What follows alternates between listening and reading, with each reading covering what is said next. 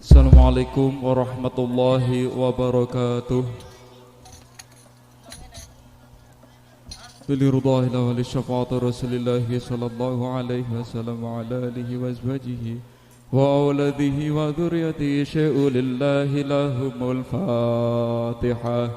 A'udzu billahi minasy syaithanir rajim. Bismillahirrahmanirrahim. Alhamdulillahi rabbil alamin arrahmanir rahim maliki yaumiddin iyyaka na'budu wa iyyaka nasta'in ihdinas siratal mustaqim siratal ladzina an'amta 'alaihim ghairil maghdubi 'alaihim waladdallin. Summa ila hadrat ikhwanihi minal anbiya'i wal mursalin wal awliya'i wasyuhada'i wassalihin wassahabati wattabi'in والعلماء العاملين والمصنفين من المخلصين وجميع الملائكة المقربين خصوصا لسيدنا الشيخ عبد القادر الجيلاني وسيدنا الشيخ جليل بن عبد الرحمن غفر الله لنا ولهم الفاتحة. أعوذ بالله من الشيطان الرجيم. بسم الله الرحمن الرحيم. الحمد لله رب العالمين الرحمن الرحيم مالك يوم الدين إياك نعبد وإياك نستعين اهدنا الصراط المستقيم صراط الذين أنعمت عليهم غير المغضوب عليهم ولا الضالين. رب اغفر لي ولوالدي آمين. فيا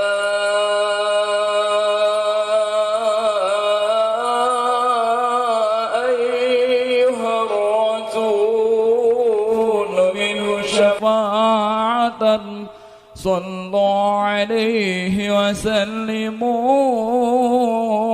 تسليما.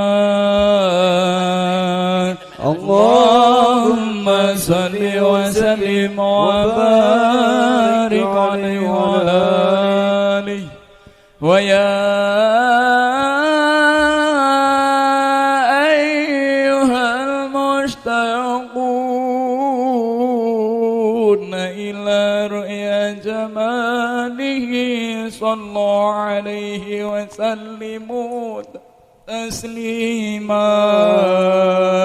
اللهم صل وسلم وبارك عليه وعلى آله.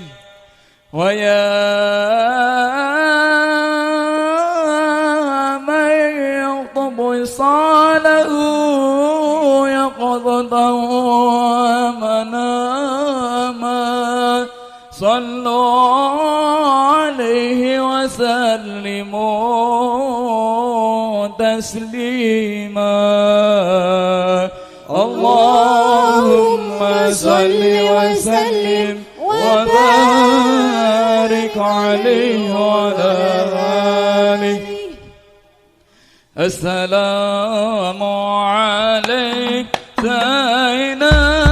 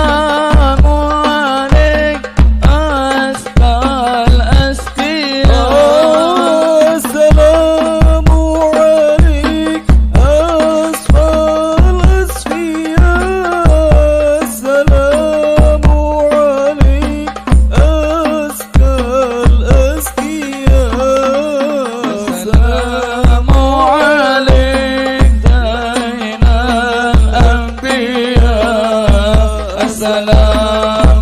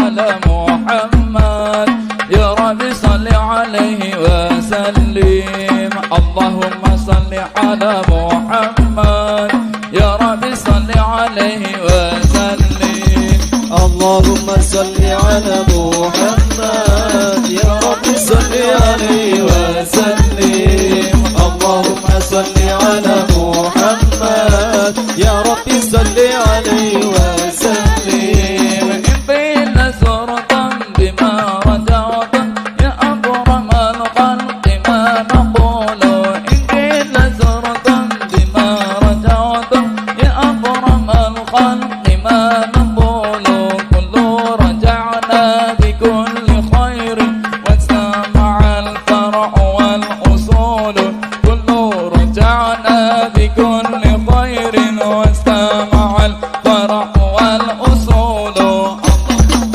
على محمد يا رب صل عليه وسلم اللهم صل على محمد يا رب صل وسلم لولاك يا زينة الوجود ما طاب عيشي ولا وجودي لولاك يا زينة الوجود ما طاب عيشي ولا وجودي ولا ترنمت في صلاتي ولا ركوعي ولا سجودي ولا ترنمت في الصلاة ولا ركوعي ولا سجودي اللهم صل على محمد يا رب صل عليه وسلم اللهم صل على محمد يا رب صل عليه وسلم سيدنا النبي سيدنا النبي سيدنا النبي سيدنا النبي سيدنا النبي سيدنا النبي سيدنا النبي سيدنا النبي شيخ عبد القادر الجيلاني حبيب النبي شيخ عبد القادر الجيلاني حبيب النبي النبي سيدنا النبي سيدنا النبي سيدنا النبي سيدنا النبي سيدنا النبي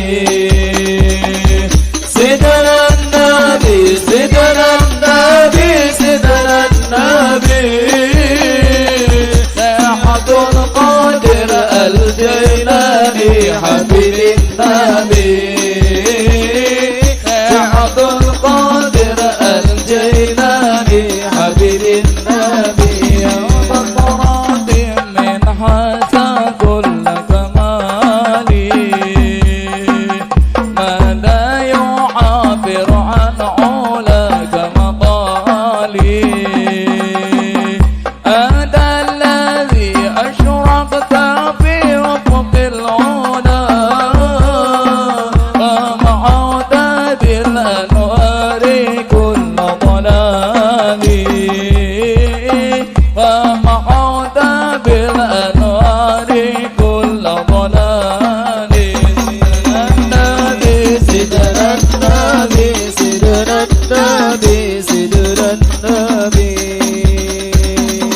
سيدنا النبي سيدنا النبي سيدنا النبي سيدنا النبي سيدنا النبي سيدنا النبي شيخ عبد القادر الجيلاني حبيب النبي شيخ عبد القادر الجيلاني حبيب النبي أحمد اللهم حمدا مستقيم على عطاياك التي لا تنحصي يا رسول الله مصليا على ختام الأنبياء الآل وصحب الهداة الأتقياء والآل وصحب الهداة الأتقياء ربي يا سيدنا النبي سيدنا النبي سيدنا النبي سيدنا النبي سيدنا النبي سيدنا النبي سيدنا النبي سيدنا النبي سيدنا النبي عبد القادر الجيلاني حبيب النبي عبد القادر الجيلاني حبيب النبي يا ربي صل على محمد يا ربي صل عليه وسلم يا ربي صل على محمد يا ربي صل عليه وسلم يا ربي بلغه الوسيلة يا ربي خصه بالفضيلة يا ربي صل على محمد يا ربي صل عليه وسلم يا ربي وارض عن الصحابة يا ربي وارض عن السلالة يا ربي صل على محمد يا ربي صل عليه وسلم يا ربي وارض عن المشايخ يا ربي فارحم والدينا يا ربي صل على محمد يا ربي صل عليه وسلم يا ربي وارحمنا جميعا يا ربي وارحم كل مسلم يا ربي صل على محمد يا ربي صل عليه وسلم يا ربي واغفر لكل مذنب يا ربي لا تغضر رجانا يا ربي صل على محمد يا ربي صل عليه وسلم يا ربي يا سامع دعانا يا ربي بلغنا نصره يا ربي صل على محمد يا ربي صل عليه وسلم يا ربي تغشانا بنوره يا ربي حفظانك وامانا يا ربي صل على محمد يا ربي صل عليه وسلم يا ربي صل على محمد يا ربي صل عليه وسلم يا ربي صل على محمد يا ربي صل عليه وسلم يا ربي صل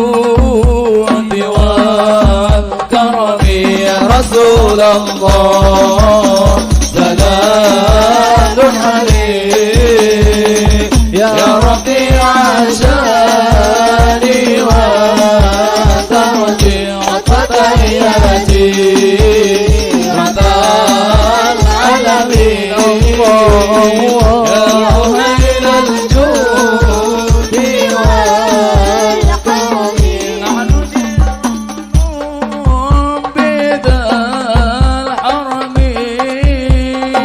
حرم الإنسان والحسن نحن من قوم فيه سكنوا وبي من خوفهم أمنوا وبآيات القرآن ونور فانتهذ فينا قال وهل يا رسول الله سلام عليك الله ربي عشاني وترني قد ودياتي رضا العالمين الله يا ويل الجود والكرم أنا المولى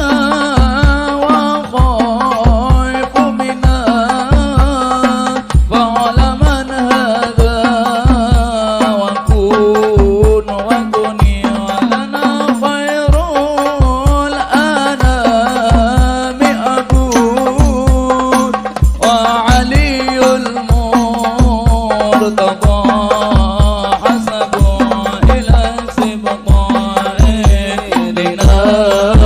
تسبوا نسبا ما فيه من ظهري يا رسول الله سلام عليك الله يا ربي عشاني وترجع فتحياتي رضا العالمين الله يا ويل الجود والكرم أعوذ بالله من الشيطان الرجيم بسم الله الرحمن الرحيم إنا فتحنا لك فتحا مبينا ليغفر لك الله ما تقدم من ذنبك وما تأخر ويتم نعمته عليك ويهديك صراطا مستقيما وينصرك الله نصرا عزيزا لقد جاءكم رسول من أنفسكم عزيز عليه ما عنتم حريص عليكم بالمؤمنين رؤوف رحيم فإن تولوا فقل حسبي الله لا إله إلا هو عليه توكلت وهو رب العرش العظيم إن الله وملائكته يصلون على النبي صل عليه يا أيها الذين آمنوا صلوا عليه وسلموا تسليما اللهم صل وسلم وبارك عليه وعلى آله بسم الله الرحمن الرحيم الحمد لله القوي الغالب الولي الطالب الباعث الوارث المانح الصالب عالم الكائن والبائن والسائل والتاهب صلى الله عليه. يسبح الآفل والمائل والطالع والغارب ويوحد الناطق والصامت والجامد والتائب يضرب بعدله الساكن ويسكن بفضله الضارب. لا إله إلا الله. لا إله إلا الله حكيم أظهر بديع حكمه والعجائب في ترتيب تركيب هذه القوالب خلق مخا وعظما وعضدا وعرقا ولحما وجلدا وشعرا بندب مختلف متراكب صلى الله عليه. من ماء دافق يخرج من بين الصلب والترائب.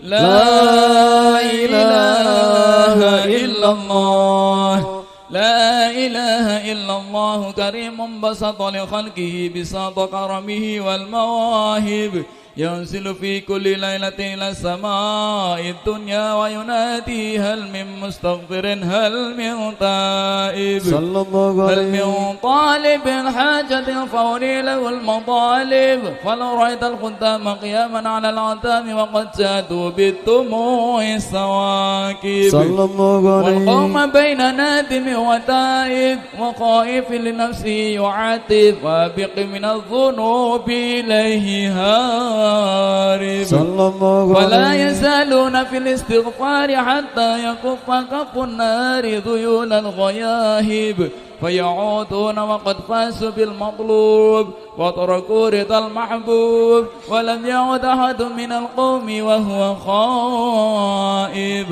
لا إله إلا الله.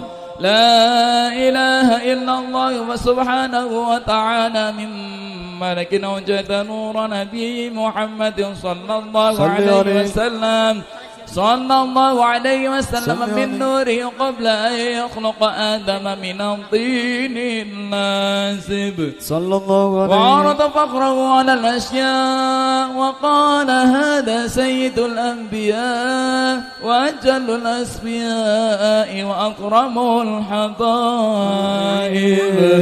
اللهم صل وسلم وبارك عليه وعلى آله. اللهم صل وسلم وبارك عليه وعلى آله. قيل وآدم قال آدم به أنيله أعلى المراتب قيل هو نوح عليه السلام قال نوح به ينجو من الغرق ويهلك من خالفه من الأغن والأقارب صلوا عليه. قيل هو إبراهيم عليه السلام قال إبراهيم به تقوم حجته على أباد الأصنام والكواكب قيل هو موسى عليه السلام قال موسى أخوه ولكن هذا حبيب وموسى كليم ومخاطب قيل هو عيسى عليه قال السلام عيسى يبشر به وهو بين يدي نبوته كالحاجب قيل فمن هذا الحبيب الكريم الذي ألبسته غلة الوقار وتوجته بتيجان المغابة والافتخار ونشرت على رأسه العصائب قال هو نبي استورته باللؤي بن غالب يموت أبوه وأمه ويكفله وجده ثم عمه الشقيق أبو طالب اللهم صل وسلم وبارك عليه.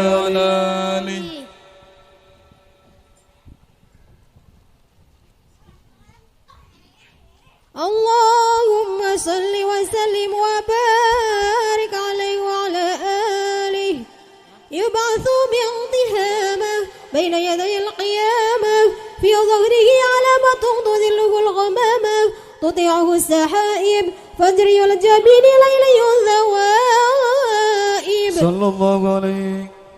ألفي الأوف ممي الفم نوني الحاجب سمعه يسمع صرير القرم بصره إلى سبع طباق الساقب قدمه قبلهما البعير فأزال اشتكاه من المحن والنوائب. صلوا عليه. آمن به الضب وسلمت عليه الأشجار وخاطبته الأحجار وحن إليه الجذع وحنين عزين النادب. يده تدور بركتهما في المطاعم والمشارب. قلبه لا يغفل ولا ينام ولكن الخدمة على الدوام مراقب. إن أوذي يفعف ولا يعاقب وإن خصم يصمت ولا يجاوب. أرفعه إلى أشرف مراتب. صلى الله عليه. في ركبة لا تنبغي قبله ولا بعده لراكب. في موكب من الملائكة يفوق على سائر المواكب. فإذا ارتقى على الكونين وانفصل عن العالمين ووصل إلى قاب قوسين كنت له أنا النديم والمخاطب. اللهم صل وسلم وبارك عليه وعلى آله. اللهم صل وسلم وبارك عليه وعلى آله. ثم أرده من العرش قبل أن يبرد الفرش وقد نال الجميع المآرب. فإذا شرفت ضربة طيبة منه بأشرف قالب سعت إليه أرواح المحبين على الأقدام والنجائب. اللهم صل وسلم وبارك عليه وعلى آله. صلوا على نبي محمد. اللهم صل على صلاة الله ما لاحت كواكب علامة خير ماكب النجائب. هذا حديث باسم الحبائب فهذا سكر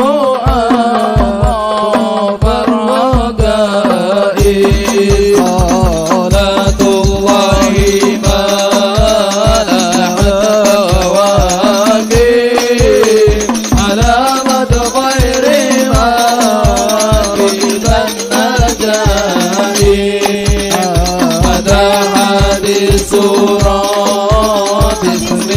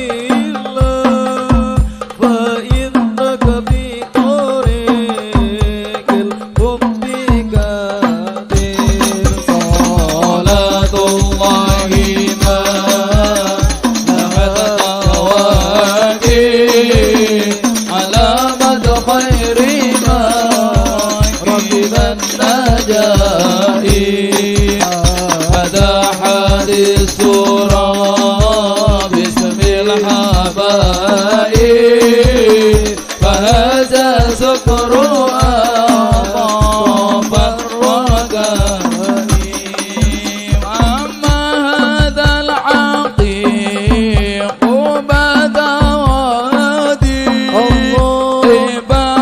حي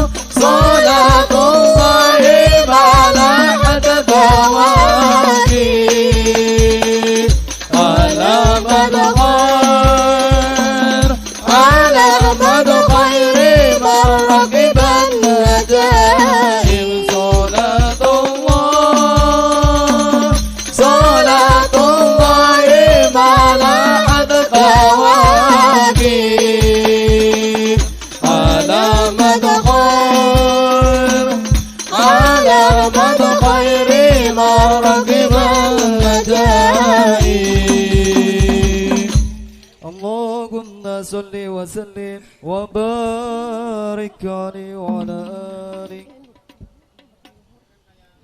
فسبحان من خصه صلى الله عليه وسلم بأشرف المناسب والمراتب، أحمده على ما منع من المواهب، وأشهد أن لا إله إلا الله وحده لا شريك له رب المشارق والمغارب، وأشهد أن سيدنا محمدا عبده ورسوله المبعوث إلى سائر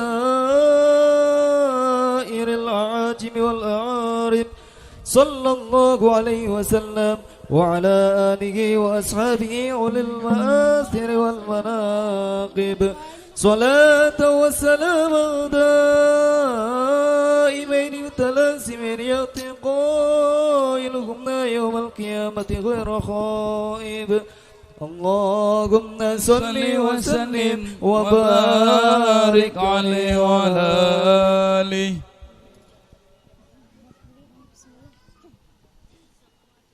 اللهم صل وسلم وبارك عليه وعلى آله.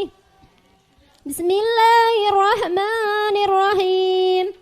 أول ما نستفتح به إيراد حديثين ورد عن النبي كان قدره عظيما ونسبه كريما وصراطه مستقيما. قال في حقه من لم يزل سميعا عليما إن الله وملائكته يصلون على النبي يا أيها الذين آمنوا صلوا عليه وسلموا تسليما. اللهم صل وسلم وبارك عليه وعلى آله.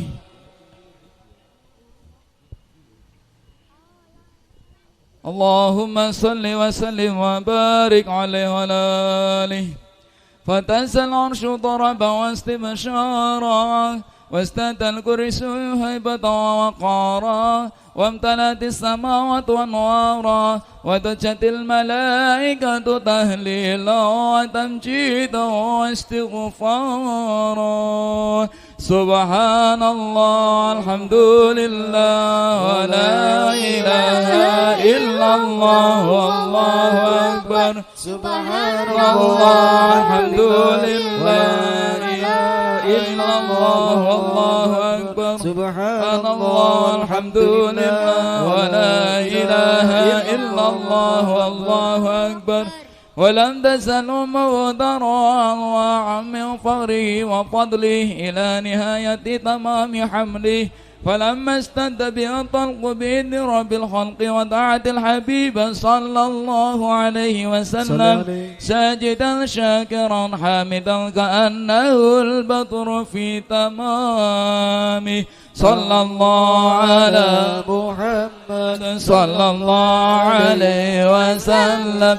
صلى الله على محمد يا ربي صل وسلم عليه. صلوا على النبي محمد. اللهم صل عليه. يا نبي سلام عليك يا رسول سلام عليك يا حبيب سلام عليك. صلوات الله عليك ويا نبي سلام عليك يا رسول سلام عليك يا حبيب سلام عليك. صلوات الله عليك.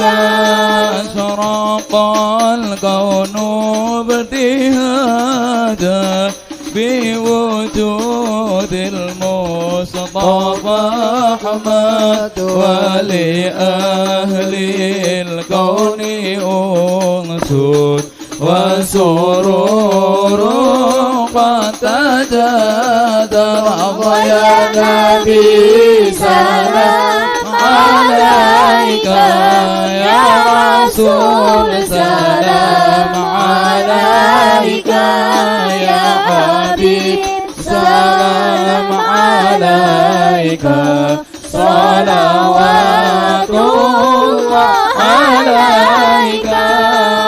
الشراب يا للمساني وسار اليوم غرات واستضيء بجمال فقفي الحسن تضرع الله يا نبي سلام عليك يا رسول سلام عليك يا حبيب سلام عليك صلوات الله عليك ولنا البشرى بسادي مستمر ليس يفض سؤودنا عطاء جمع الفخر المؤبد ويا نبي سلام عليك يا رسول سلام عليك يا حبيب سلام عليك صلوات الله عليك فلربي كل عبدي جل يسره العد إذ حبانا بوجود المصطفى الهادي محمد ويا نبي سلام عليك يا رسول سلام عليك يا حبيب سلام عليك صلوات الله عليك مرحبا مرحبا يا نور العين مرحبا مرحبا جد الحسين مرحبا مرحبا يا نور العين مرحبا مرحبا جد الحسين مرحبا يا رسول الله أهلا مرحبا بك إن بك نصعد مرحبا مرحبا يا نور العين مرحبا مرحبا جد الحسين مرحبا وبجاه يا إلهي مرحبا جود وبلغ كل مقصد مرحبا مرحبا يا نور العين مرحبا مرحبا جد الحسين مرحبا يا نور العين مرحبا مرحبا مرحبا جاد الحسين مرحبا مرحبا مرحبا يا نور العين مرحبا مرحبا مرحبا جاد الحسين مرحبا مرحبا ودينا نجا سبيلي مرحبا مرحبا غيبي نصعد ونور شاد مرحبا مرحبا مرحبا يا نور العين مرحبا مرحبا مرحبا جاد الحسين مرحبا مرحبا ربي بلغنا بجاي مرحبا مرحبا في بجواري خير مقام ومرحبا مرحبا مرحبا يا نور العين مرحبا مرحبا مرحبا جاد الحسين ومرحبا مرحبا وصلاة الله توشى أشرف رسل محمد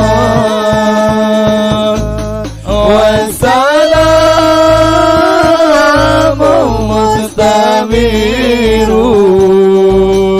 كل حين يتجدد صلى الله على محمد مرحبا صلى الله عليه وسلم مرحبا صلى الله وسلم على رسول الله الصلاة والسلام عليك يا حبيب الله عليه وسلم مرحبا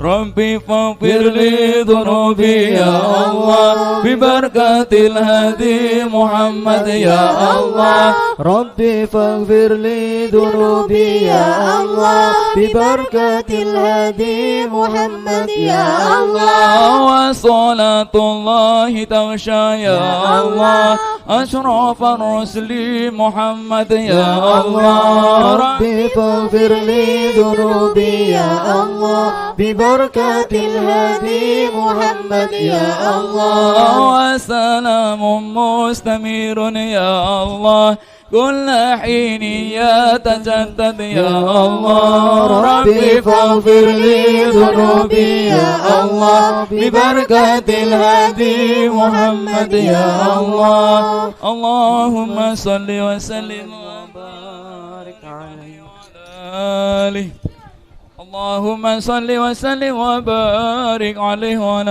آله وولد صلى الله عليه وسلم مقطونا بيد العناية مكحولا بقول الهداية واشرق بباء الفضاء وتلألأ الكون من نوره وضاء ودخل في أرض بيعته من بقي من الخلائق كما دخل فيها من مضى أول فضيلة المعجزات بحمود النار فارس وسقوط الشرفات ورميت الشياطين من السماء بالسهوب المغرقات ورجع كل جبار من الجن وهو بصولة سلطنته دليل خاضع لما تعلق من سناه النور الساطع واشرق من بهائه الضياء اللامع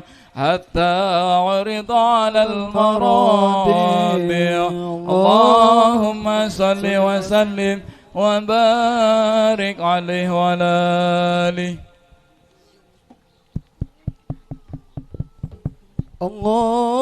اللهم صل وسلم وبارك عليه وعلى آله وقيل لبعضهم كأن وجهه القمر فقول بل أنتم من القمر إذا لم يكن دونه الغمام قد وشيه الجلال وارتقى إليه الكمال قال بعض آسفين ما رأيت قبله ولا بعده مثله فيعجز لسان البليغ إذا أراد أن يوصي فضله فسبحان من خصه صلى الله عليه وسلم بالمحل الأسنى وأسرى به إلى قاب قوسين أو أدنى وأيده بالمعجزات التي لا توصى وأوفاهم من خصال الكمال ما يجل أن يستقصى وأعطاه خمسا لم يطئهن أحدا قبله وأتاه جوامع الكلم فلم يدرك أحد فضله وكان له في كل مقام عنده مقال ولكل كمال منه كمال لا يخل في سؤال ولا جواب ولا يجول لسانه إلا في صواب اللهم صل وسلم وبارك عليه وعلى آله وما سيقول فيما وصفه القرآن وعرب فضائله التوراة والإنجيل والزبور والفرقان وجمع الله له بين رؤيته وكلامه وقرن اسمه وأصله تنبيها على عموم مقامه وجعله رحمة للعالمين ونورا وملأ بمولده القلوب سرورا اللهم صل وسلم وبارك عليه وعلى آله صلوا على نبي محمد اللهم صل عليه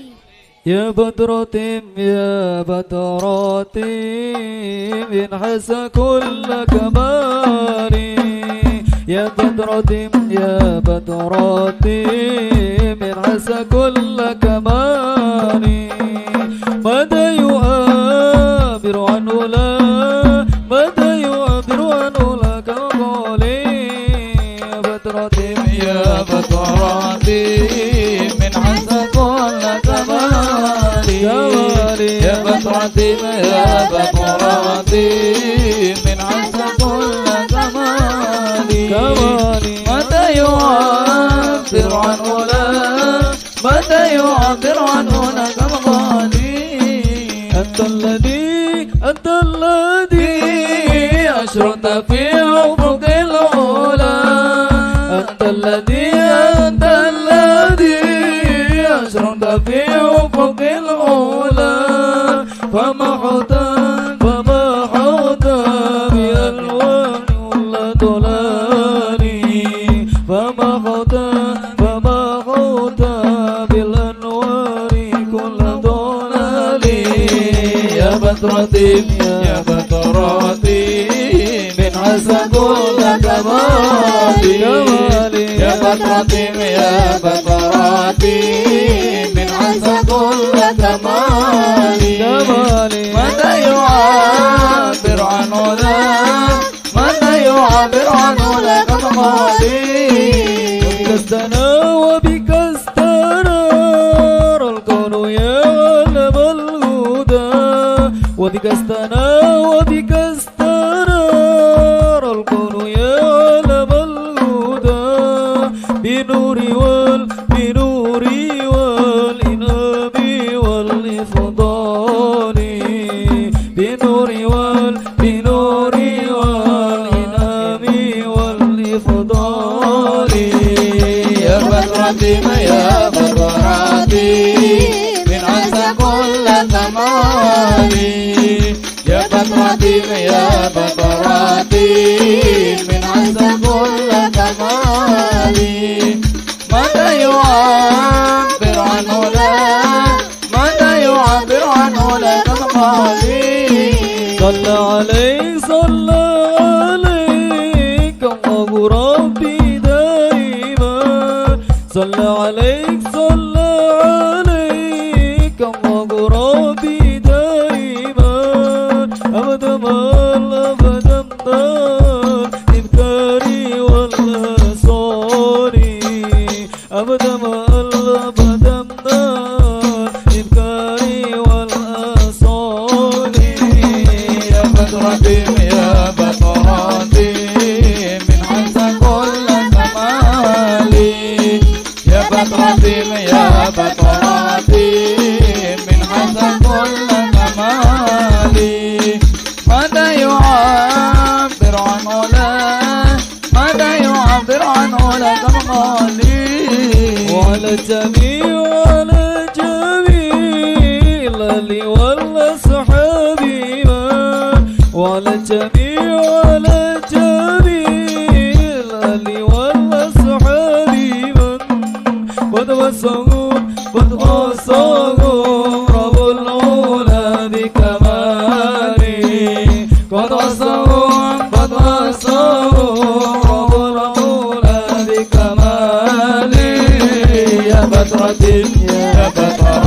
من حسن كل كمالي يا بدرتي يا بدرتي من حسن كل كمالي ماذا يعبر عن هداك ماذا يعبر عن هداك مقالي اللهم صل وسلم وبارك عليه وعلى آله رب فاجعل مجتمعنا غاية حسن الختام واعطنا ما قد سألنا من عطاياك الجسام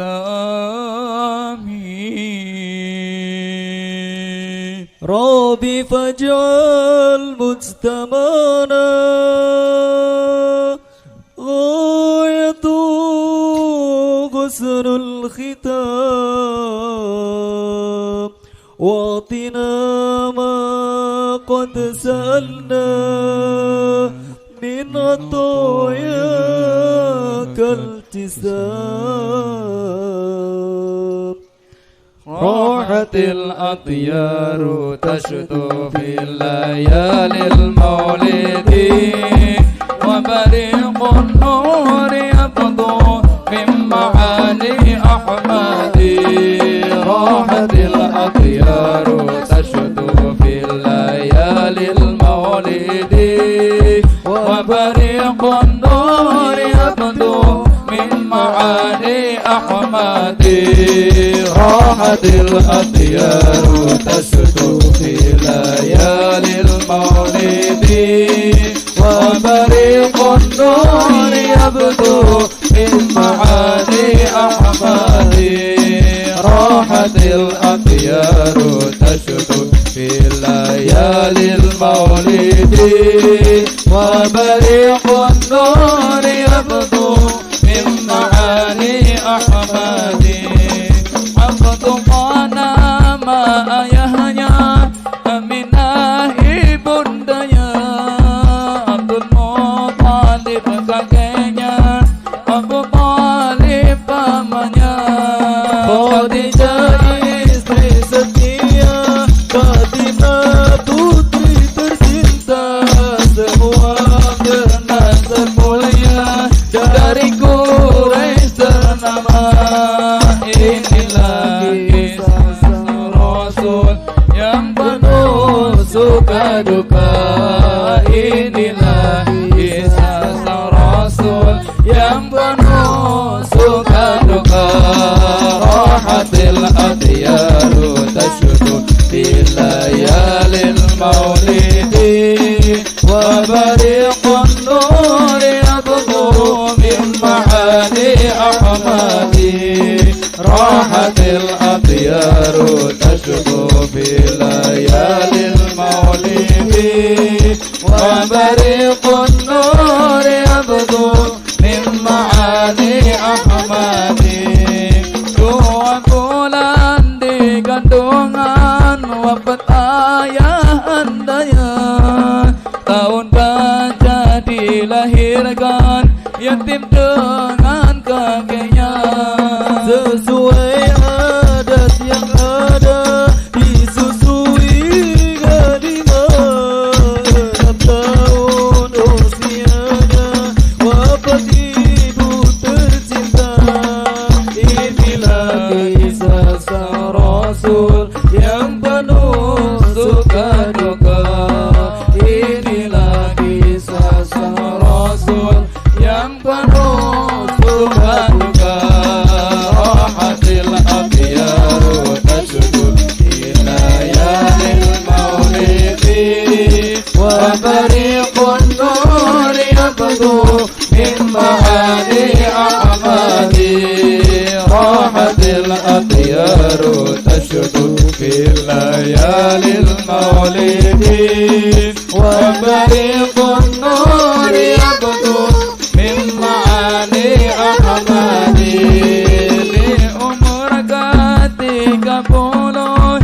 mempersatukan bangsa saat meletakkan batu hajar aswad mulia. Genap 40 tahun mendapatkan risalah, dia pun menjadi rasul akhir para anbiya.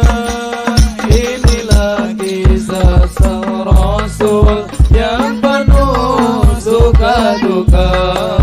Inilah kisah sang rasul yang penuh suka duka.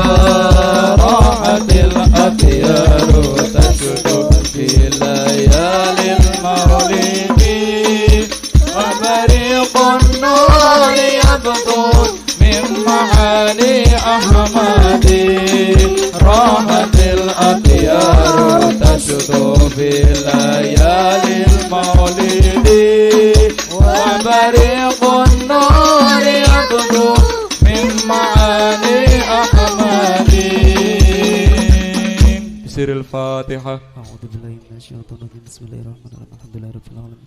Ar-Rahmanir-Rahim. Maliki yaumiddin. Iyyaka na'budu wa iyyaka nasta'in. Ihdinas siratal mustaqim. Siratal ladzina an'amta 'alaihim ghairil maghdubi 'alaihim waladdallin. Rabbighfir lana wa liwalidina wa li jami'il muslimina. Amin. A'udzu billahi minasyaitonir rajim. Bismillahirrahmanirrahim. Alhamdulillahi rabbil alamin. Hamdan syakirin hamdan na'imin hamdan fi ni'amahu wa kafi masidah. Ya Rabbana lakal hamdu kama yanbaghi li jalali wajhikal karimi wa 'azimi sultanika. Amin amin ya rabbal alamin. Alhamdulillahi rabbil alamin. Allahumma shalli wa sallim ala sayyidina Muhammadin wa ala alihi wa sahbihi ajma'in. Ja'alana Allahu wa iyyakum mimma yustajibu syafa'atahu wa yarju bidzalika rahmatahu wa rafatah. Allahumma bi hurmati hadzal nabiyil karim wa alihi adh-dhahirin wa ashabihi salikin ala manhajil qawim. Ij'alna min khiyari ummatihi wasturna bidayli khumratihi wa asyurna ghata fi sumratihi wa astamil alsinatana fi madhihi wa nusratihi wa ahyina mutamassikina bi sunnatihi wa ta'atihi وأمتنا على حبه وجماعته. اللهم أدخلنا معه الجنة فإنه أول من يدخلها وأنزلنا معه في قصورها فإنه أول من ينزلها وارحمنا يوم يشفع للخلائق فترحمها. اللهم ارزقنا زيارته في كل سنة ولا تجعلنا من الغافلين عنك ولا عنه قد رسنا.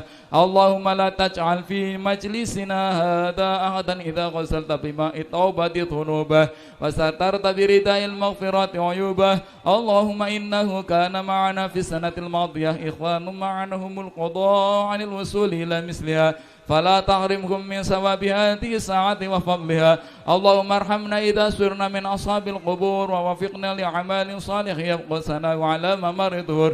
اللهم اجعلنا لآلائك ذاكرين ولنعمائك الشاكرين وليوم لقائك من الذاكرين وأحينا بطاعتك مشغولين. وإذا توفيتنا فتوفنا خير مفتون ولا مقتول واختم لنا منك بخير أجمعين. اللهم اكفنا شر الظالمين واجعلنا من فتنة هذه الدنيا السالمين. اللهم اجعل هذا الرسول الكريم لنا شفيعا وارزقنا به يوم القيامة مقام رفيعا. اللهم اسقنا من حوض نبيك محمد صلى الله عليه وسلم شربة هنيئة لا نطمع بعدها أبدا وانصرنا تحت لوائه غدا. اللهم اغفر لنا به ولآبائنا ولأمهاتنا ولمشايخنا ولمعلمنا وذوي الحقوق علينا ولمن أجرى هذا الخير في هذه الساعة ولجميع المؤمنين والمؤمنات والمسلمين والمسلمات الأحياء منهم والأموات.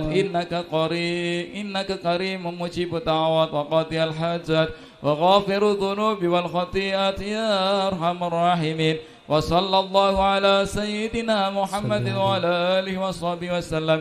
سبحان ربك رب العزة عما يصفون وسلام على المرسلين والحمد لله رب العالمين. بسر الفاتحة. أعوذ بالله من الشيطان الرجيم. بسم الله الرحمن الرحيم. الحمد لله رب العالمين الرحمن الرحيم مالك يوم الدين. إياك نعبد وإياك نستعين. اهدنا الصراط المستقيم صراط الذين أنعمت عليهم غير المغضوب عليهم ولا الضالين. آمين. تقبل الله منكم منا ومنكم تقبل يا كريم. بالله التوفيق والهداية. Wassalamualaikum warahmatullahi wabarakatuh. Waalaikumsalam warahmatullahi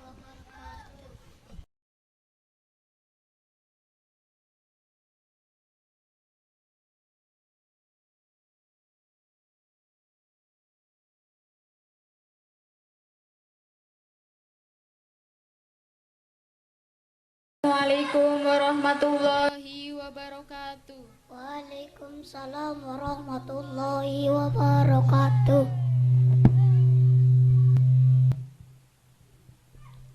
Alhamdulillahirabbil alamin wa bihi nasta'in wa ala umurid dunya waddin.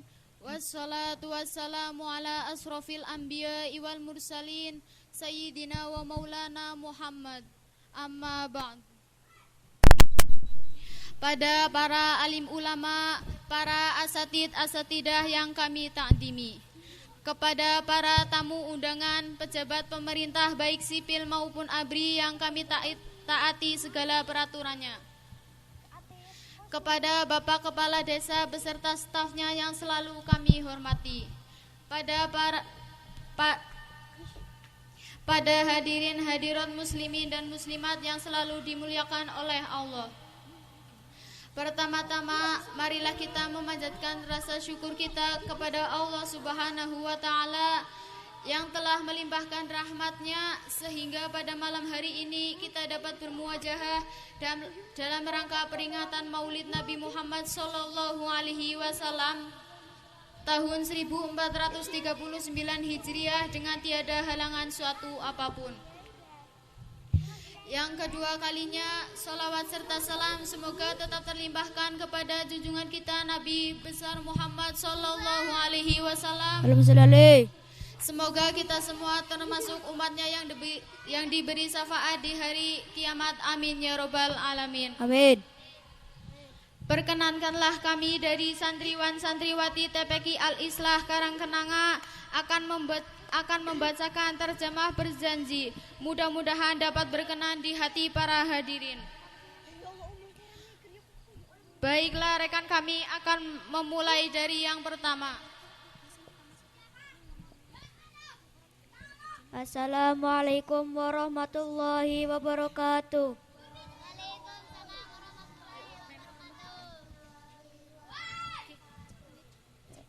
Surga dan kenikmatannya adalah merupakan suatu kebahagiaan bagi orang yang memohon kerahmatan dan kesejahteraan serta berkah atasnya.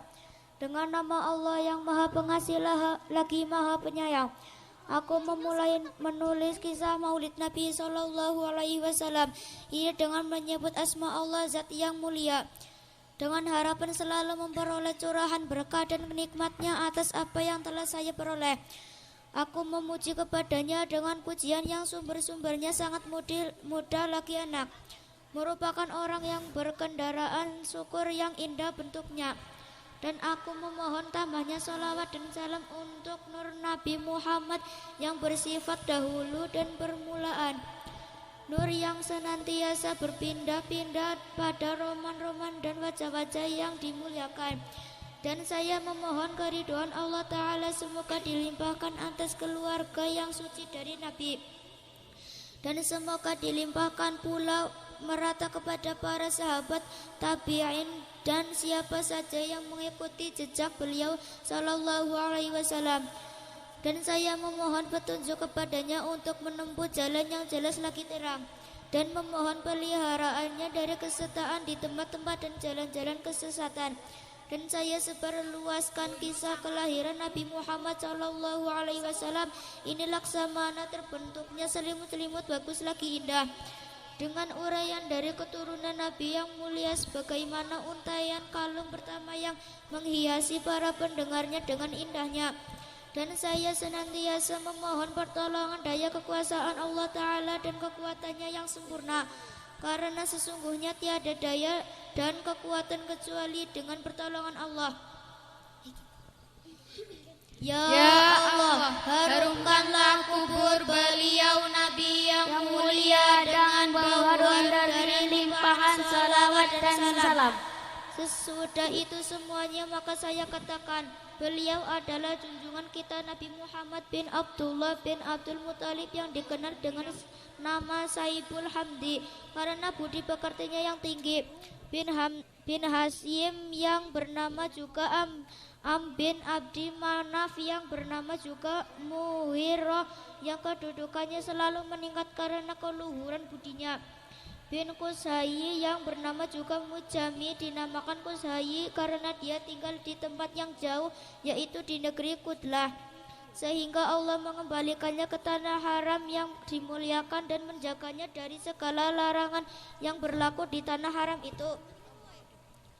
Bin Kilab yang bernama juga Hakim bin Murrah bin Ka'ab bin Lu'ayy bin Ghalib bin Fi dan juga bernama Quraisy, dan kepadanya semua orang-orang Quraisy dinasabkan. Ketika Allah Ta'ala menghendaki terciptanya kenyataan hakikat Nabi Muhammad SAW dan menghendaki kelahirannya berbentuk jasad dan ruh beserta sifat-sifatnya, maka Allah memindahkan tempat nur tersebut kepada Aminah yang suci. Dan Allah yang maha dekat lagi maha mengabulkan semua permohonan, telah mengistimewakan Siti Aminah menjadi seorang ibu bagi Nabi yang terpilih, dan diserukan ke seluruh penjuru langit dan bumi bahwa nur kenabiannya telah berada dalam kandungan ibunya. Dan menjadi semangatlah setiap orang dan bergembira terhadap hembusan sayup-sayup angin berita akan lahirnya bayi Muhammad SAW. Bumi setelah lama mengalami tandus tidak menumbuhkan tanaman-tanaman seakan-akan berhiasa dengan sutra halus menjadi subur. Dan buah-buahan pun segera menjadi masak dengan dahan-dahan kayu yang melengkung, memudahkan pemetik buah memetiknya. Setelah terdengar di kandungnya Nur Muhammad, maka setiap binatang ternak milik bangsa Quraisy bisa bicara dengan bahasa Arab dengan terang lagi fasih.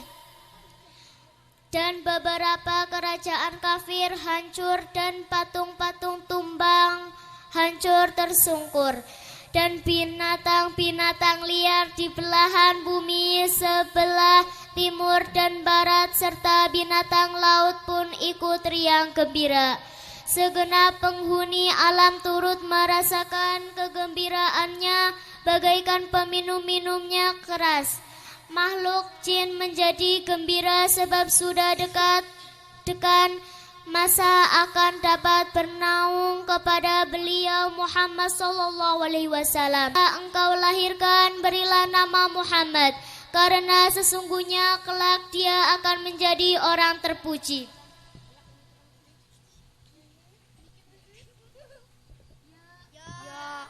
Ya Allah, harumkanlah kubur beliau Nabi yang mulia dengan bau harum dari limpahan sholawat dan salam. Dan ketika telah sempurna kandungannya selama 2 bulan menurut riwayat yang diriwayatkan dalam hadis, maka ayah beliau yaitu Abdullah meninggal dunia di kota Madinah Munawwarah. Ketika itu Abdullah sedang dalam perjalanan mengunjungi paman-pamannya, Bani adiknya dari suku Najjar.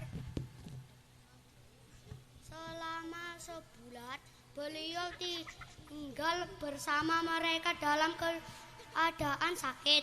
Maka mereka memperhatikan sakitnya dan keluar kesakitannya.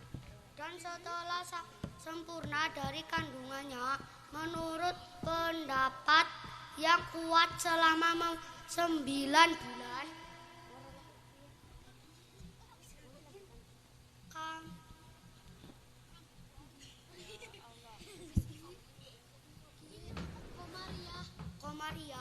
dan setelah dekat masa menjelang kelahiran beliau yang sangat dirindukan oleh alam akan kedatangannya. Maka pada malam kelahirannya datang Asia dan Maryam berserta bidadari dari surga.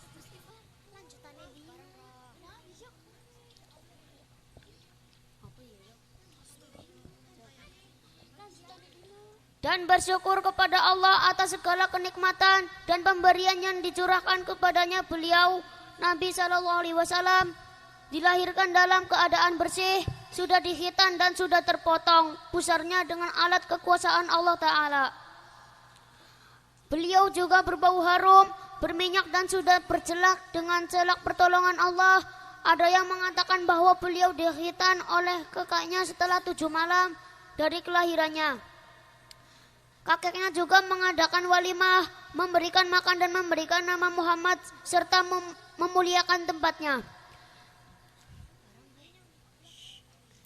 Ya Allah, harumkanlah kubur beliau Nabi yang mulia dengan bau harum dari limpahan salawat dan salam. Pada waktu kelahiran Nabi SAW, banyak bermunculan kejadian-kejadian luar biasa dan kejadian gaib yang mengagumkan. Maka langit tambah menjadi terjaga dari jin yang jahat dan setan-setan yang mau naik sehingga tertolak.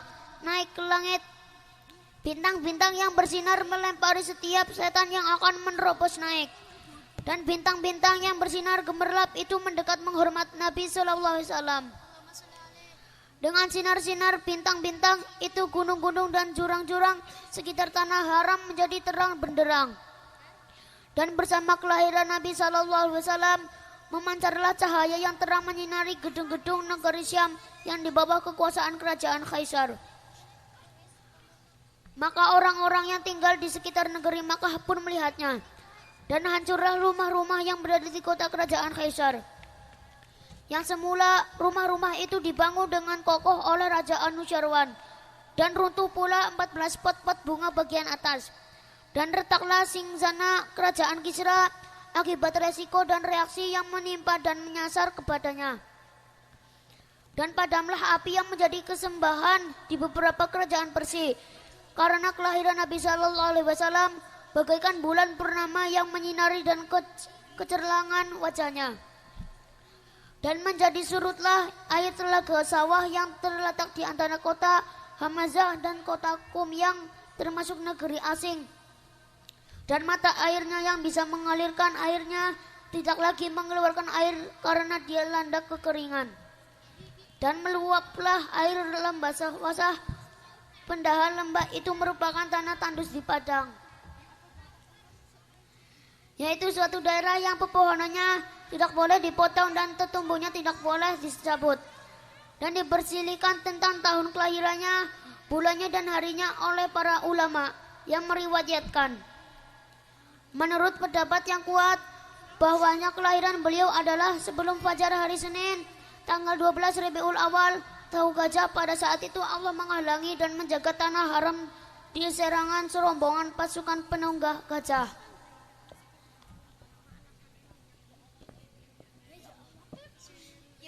Ya Allah, harumkanlah kubur beliau Nabi yang mulia dengan bau harum dari limpahan salawat dan salam.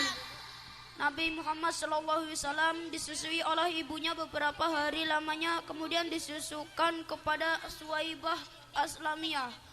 Suwaibah Aslamiyah adalah perempuan yang dimerdekakan Abu Lahab ketika dia menyampaikan kabar kelahiran Nabi SAW karena sangat gembiranya. Suwaibah Aslamiyah menyusui Nabi SAW bersamaan menyusui pula putranya sendiri yang bernama Masruh dan Abi Salamah. Sedangkan Suwaibah lebih sayang kepada Nabi SAW. Sebelumnya Suwaibah juga pernah menyusui Hamzah yang terpuji karena kegigihannya dalam membela agama. Dan Nabi SAW ketika di Madinah selalu mengirimkan hadiah-hadiah dan pakaian yang pantas kepada Suwaibah. Pengiriman itu berlangsung sampai datang saat jasad Suwaibah dikirim ke kubur dan kubur menutupinya. Ada yang mengatakan bahwa Suwaibah masih mengikuti agama kaumnya yang golongan jahiliyah. Dan ada yang mengatakan bahwasanya dia sudah masuk Islam. Tentang perbedaan pendapat ini telah diriwayatkan oleh Ibnu Mandah. Kemudian Nabi SAW disusukan kepada perempuan muda bernama Halimah Sa'diyah. Sebelumnya setiap kaumnya enggan menyusukan anaknya kepada Halimah Sa'diyah karena kemiskinannya. Kemudian kehidupan Halimah menjadi lapang setelah mengalami kesulitan sebelum senja, dan menjadi deraslah buah dadanya berisi air susu yang sebelah kanan untuk menyusui Nabi SAW dan yang sebelah kiri untuk menyusui saudaranya lelakinya. Dan jadilah Halimah seseorang kaya setelah hidup sengsara dan miskin. Unta dan kambing-kambingnya menjadi gemuk-gemuk, dan lenyaplah dari sisinya segala derita hidup dan musibah.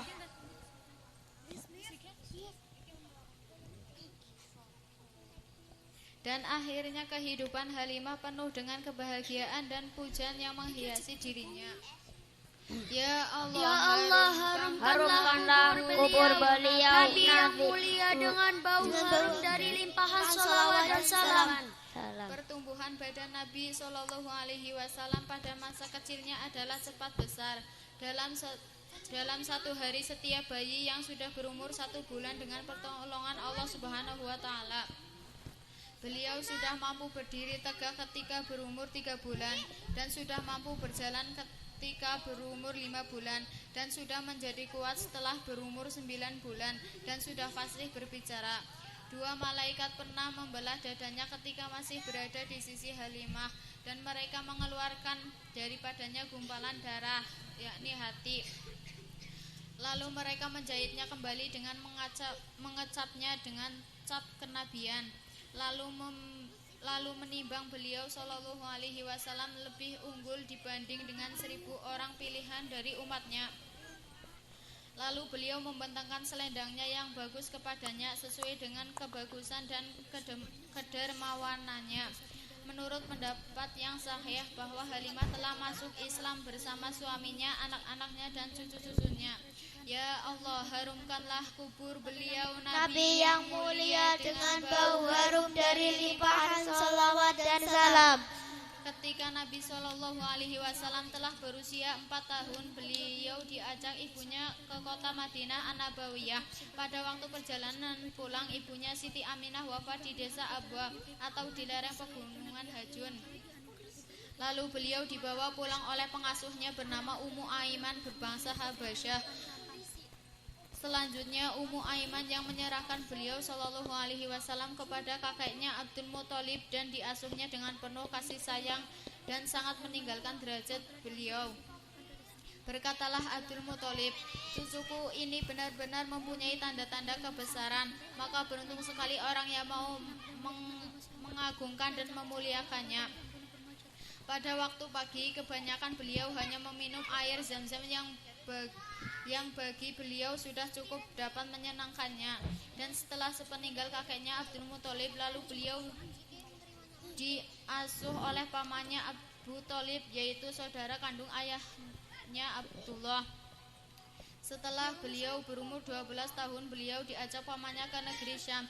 Sesampai mereka di desa Bahira, ada seorang pendeta yang telah mengetahui sifat-sifat kenabian yang ada dimiliki oleh beliau.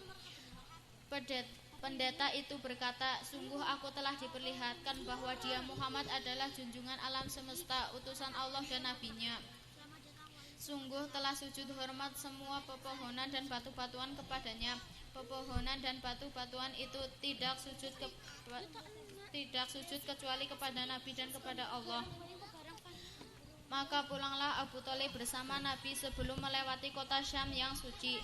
Ya Allah, harumkanlah kubur beliau Nabi yang mulia dengan bau harum dari limpahan salawat dan salam. Tatkala sampai umur beliau 25 tahun, maka beliau pergi ke kota Basra membawa dagangan Siti Khadijah yang masih tampak cantik. Beliau disertai seorang pembantu Maisarah namanya yang akan melayani beliau dalam perjalanan dan waktu berjualan serta melakukan pekerjaan-pekerjaan sulit yang dihadapi beliau sallallahu alaihi wasallam.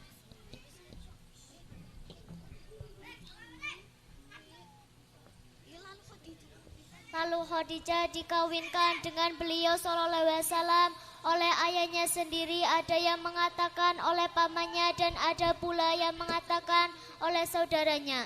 Itulah kebahagiaan yang telah ditentukan pada zaman azali. Ya Allah, harumkanlah kubur beliau Nabi yang mulia dengan bau harum dari limpahan salawat dan salam. Tatkala beliau sampai umur 35 tahun, kaum Quraisy merehab Ka'bah yang retak-retak akibat banjir besar. Dan terjadilah perselisihan dalam meletakkan kembali Hajar Aswad karena masing-masing kaum menghendaki mengangkatnya. Perselisihan semakin memuncak dan saling bersumpah untuk berperang dan memperkuat golongannya masing-masing. Akhirnya mereka sadar dan menyerahkan urusan itu kepada orang yang berpengalaman dan sabar. Maka orang yang berpengalaman dan sabar itu menyerahkan keputusan kepada orang yang pertama kali masuk pintu juru kunci kebangsaan Syaibah. Adapun orang yang pertama kali masuk ialah beliau Nabi Shallallahu Alaihi Wasallam. Maka mereka menyambutnya, inilah dia Muhammad yang dapat dipercaya dan masing-masing kita menerimanya dan rela kepadanya. Mereka memberitahu beliau Shallallahu Alaihi Wasallam bahwasanya mereka telah rela beliau sebagai hakim dalam persengketaannya dan memimpinnya. Lalu beliau Shallallahu Alaihi Wasallam meletakkan Hajar Aswad itu pada belembar kain dan memerintahkan kepada semua golongan untuk mengangkatnya bersama-sama. Selanjutnya semua golongan serentak mengangkatnya menuju tempatnya semula di sudut Ka'bah. Dan beliau Shallallahu Alaihi Wasallam sendiri yang meletakkan dengan tangan beliau yang mulia pada tempatnya yang sampai sekarang ini. Ya Allah, harumkanlah kubur beliau Nabi yang mulia dengan bau harum dari limpahan salawat dan salam. Tatkala beliau Shallallahu Alaihi Wasallam berusia 40, menurut keterangan yang disetujui oleh para ahli ilmu, Allah Ta'ala mengutus beliau ke seluruhan penjuru alam untuk memberi kabar dan peringatan sehingga merata rahmat Allah. Tugas itu dimulai setelah 6 bulan penuh. Beliau Shallallahu Alaihi Wasallam sering bermimpi yang benar lagi jelas. Beliau Shallallahu Alaihi Wasallam tidak melihat dalam impian itu selain bagaikan cahaya terang di waktu subuh bersinar terang benderang. Dan sesungguhnya dimulainya tugas dengan beberapa kali mimpi itu sebagai latihan bagi beliau Shallallahu Alaihi Wasallam sebagai manusia.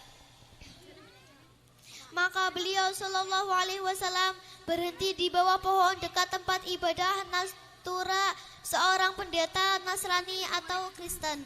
Pendeta itu melihat beliau Shallallahu Alaihi Wasallam dan bayangan tanaman condong kepada Nabi Shallallahu Alaihi Wasallam serta melindungi beliau. Dan berkatalah pendeta itu, tiada seorang pun yang berhenti di bawah pohon itu melainkan seorang nabi yang bersifat suci dan seorang rasul yang telah diistimewakan Allah dengan segala keutamaan serta selalu ditambah keutamaannya. Kemudian pendeta itu bertanya kepada Maisarah, apakah pada kedua matanya terdapat tanda kemerah-merahan yang memperlihatkan tanda-tanda yang samar? Maisarah menjawab, ya, maka jelaskan apa yang diduga dan dituju oleh pendeta itu. Pendeta itu berkata kepada Maisarah, janganlah engkau berpisah dengannya dan sertailah dia dengan kesungguhan hati dan niat yang baik. Karena beliau termasuk di antara orang-orang yang dimuliakan Allah Ta'ala dan dipilih untuk menduduki jabatan kenabian. Kemudian beliau Shallallahu Alaihi Wasallam pulang ke Mekah, maka Khadijah melihatnya dengan penuh perhatian dari rumah tingkat atas ketika ia sedang di antara para wanita. Sedangkan 2 malaikat di atas kepala beliau Shallallahu Alaihi Wasallam yang mulia menaungi atau memayungi dari sengatan terik panas matahari. Maisarah bercerita kepada Khadijah tentang apa yang dilihatnya pada keadaan serupa dalam sepanjang perjalanannya. Begitu juga tentang apa yang telah dikatakan oleh pendeta serta wasiat dan pesan pendeta kepadanya. Dan Allah telah melipat gandakan keuntungan dalam perdagangan yang dijalankan beliau Shallallahu Alaihi Wasallam itu dan menjadikannya semakin bertambah. Maka jelaslah bagi Khadijah apa yang dilihat dan dengar bahwasanya beliau Shallallahu Alaihi Wasallam adalah utusan Allah kepada semua makhluk yang telah diistimewakan oleh Allah sebagai orang yang dekat kepadanya dan sebagai orang pilihannya. Kemudian Khadijah melamar beliau untuk dirinya dengan maksud agar ia dapat merasakan bau iman dan kesegarannya dari beliau. Lalu beliau Shallallahu Alaihi Wasallam memberitahukan kepada paman-pamannya apa yang diinginkan Khadijah, seorang wanita yang bagus budinya dan bertakwa itu. Mereka semua menyambut gembira dalam hal itu karena dipandang dari segi keutamaan agama, kecantikan, kebangsawanan dan nasabnya. Kesemuanya itu setiap kaum menyukainya. Maka Abu Thalib melamarnya dan memuji beliau Shallallahu Alaihi Wasallam. Setelah terlebih dahulu memuji Allah Subhanahu Wa Taala dan dengan puji-pujian yang tinggi, Abu Thalib berkata, dia Muhammad Shallallahu Alaihi Wasallam, demi Allah baginya akan terjadi suatu berita besar yang memuji perjalanan hidupnya.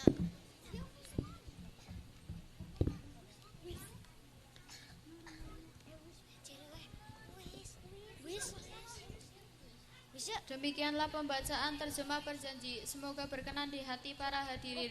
Wassalamualaikum warahmatullahi wabarakatuh.